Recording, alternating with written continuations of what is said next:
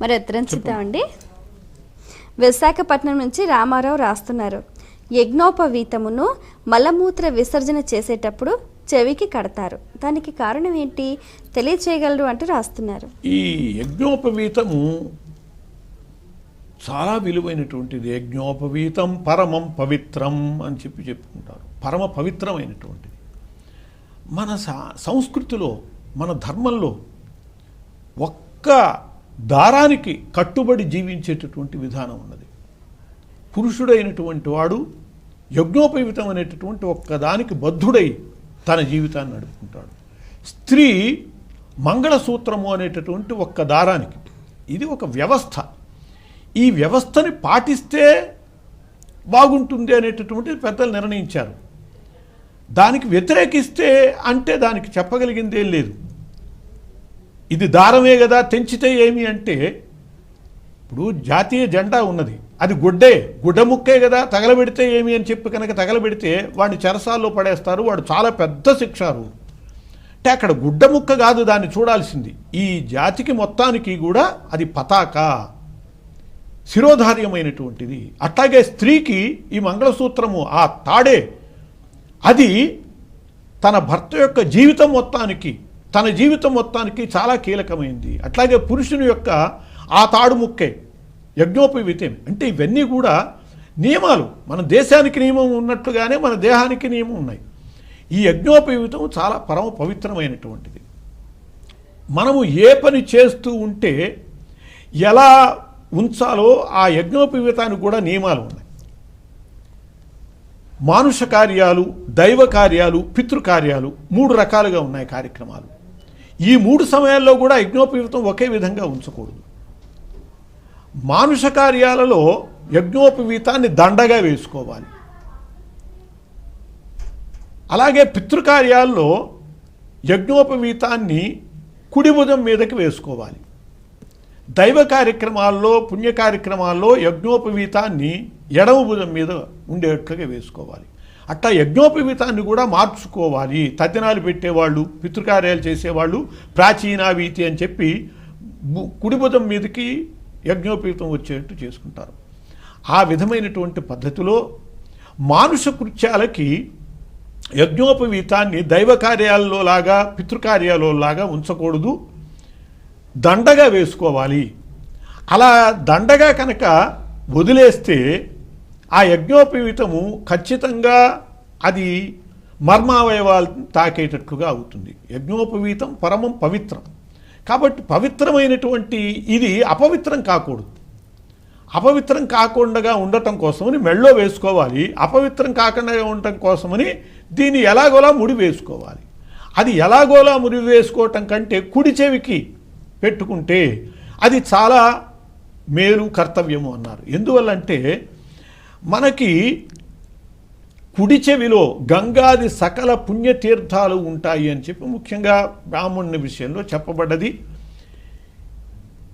పుణ్యతీర్థాలు ఉండేటటువంటి కుడి చెవికి కనుక ఈ యజ్ఞోపవీతాన్ని తగిలించుకుంటే మలమూత్ర విసర్జన చేసేటటువంటి అపవిత్ర కార్యాలకి ఈ పవిత్రమైనటువంటి జండెము అపవిత్రం కాకుండా ఉంటుంది. ఎందువల్లంటే పవిత్రమైనటువంటి ఈ చెవికి తగిలించడం.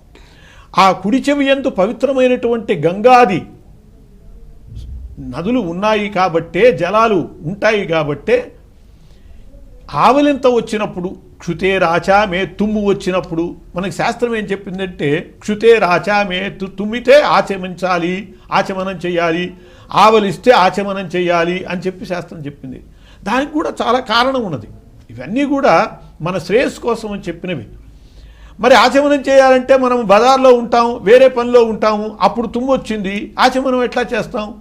దానికోసమని పెద్దలు ఏం చెప్పారంటే కుడి చెవిని స్పృశించి కృష్ణ స్మరణ చేస్తే ఆచమనం చేసినటువంటి ఫలితం వస్తుంది అన్నారు. ఎందువల్లంటే కుడి చెవి యందు ఆ పుణ్యతీర్థాలు ఉంటాయి కాబట్టి ఆ తీర్థ జలాన్ని మనం స్వీకరించినట్టే భావనగా.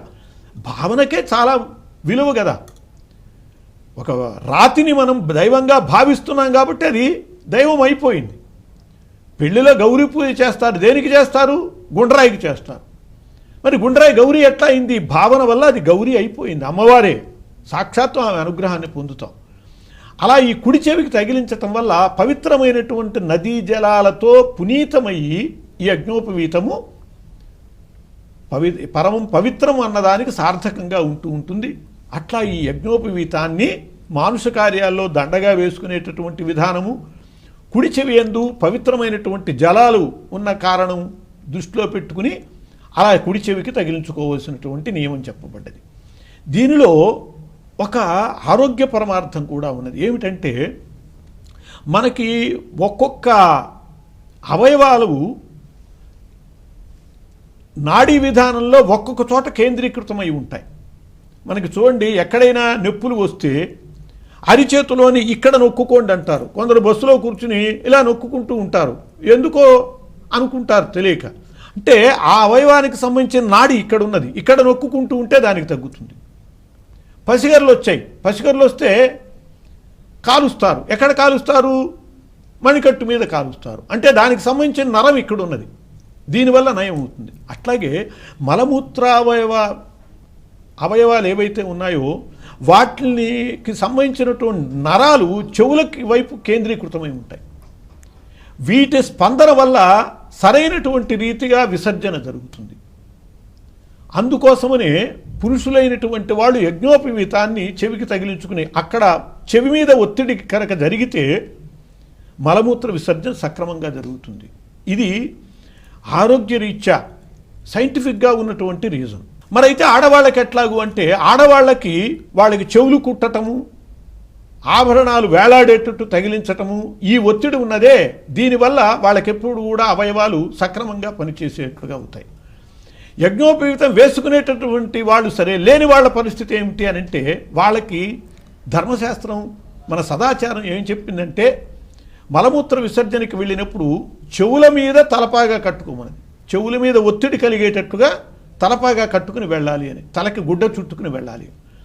కాబట్టి చెవి మీద ఆ రకంగా వాళ్ళు ఒత్తిడి పొందుతారు. ఇలా చెవి మీద ఒత్తిడి అనేటటువంటిది ఆ మలమూత్ర అవయవాలకి మేలు కాబట్టి ఆ విధానం కూడా దీంట్లో ఇమిడి ఉన్నది. ఇన్ని రకాల పరమార్థాలతో చెవికి జంధ్యాన్ని తగిలించుకునేటటువంటి పద్ధతి చెప్పబడ్డది. ధర్మ సందేహాలు కార్యక్రమంలో మరో చిన్న విరామం.